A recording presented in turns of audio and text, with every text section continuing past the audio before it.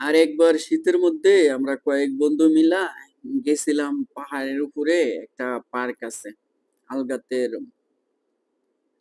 ওই টিলায়।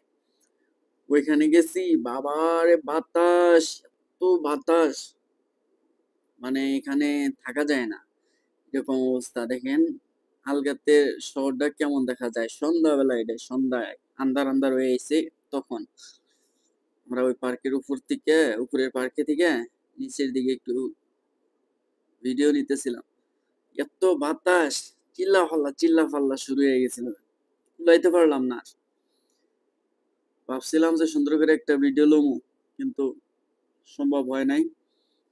একটু ঘুরে ঘুরে দেখার ছিল, কিন্তু সম্ভব হয় নাই। এত ঠান্ডা বাতাস, লাস্টে কুলাইতে পারি নাই, যে যখন কুইসা কুইসা ধরে গেছে সব, বুঝছেন? মানে এত অবস্থা খারাপ। খুব সুন্দরই লাগতেছিল, তবে এখন গেলে একটু ভালো লাগতো। শীতের দিনে গেছিলাম তো, শীতের দিনে একেবারে খুব খারাপ অবস্থা, ঠান্ডা বাতাসে অবস্থা সবারই খারাপ হয়ে গেছে। এই যে কুচি মুচি ধরে রেখেছি সবাই, হু হু,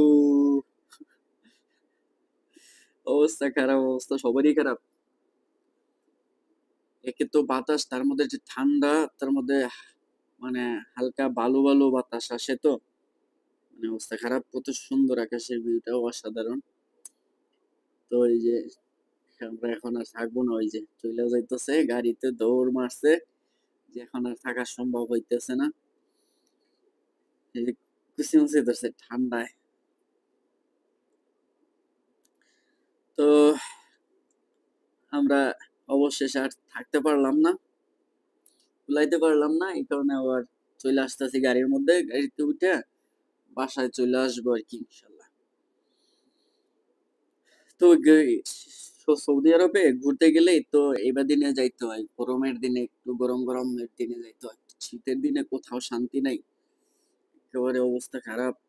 এমনিতে উঁচা জায়গা, বাতাস বেশি লাগে। হম,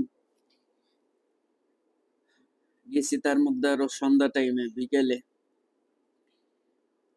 অবস্থা খারাপ। আমার অবস্থাও খুবই খারাপ ছিল, একেবারে বলার মতো না, যেটা একেবারে ঠান্ডায় একেবারে অবস্থা খারাপ হয়ে গেছিল। বাই বাই বাই, টাটা, সবাই ভালো থাকবেন, সুস্থ থাকবেন। এতক্ষণ ভিডিওটি কন্টিনিউ করার জন্য অসংখ্য অসংখ্য ধন্যবাদ।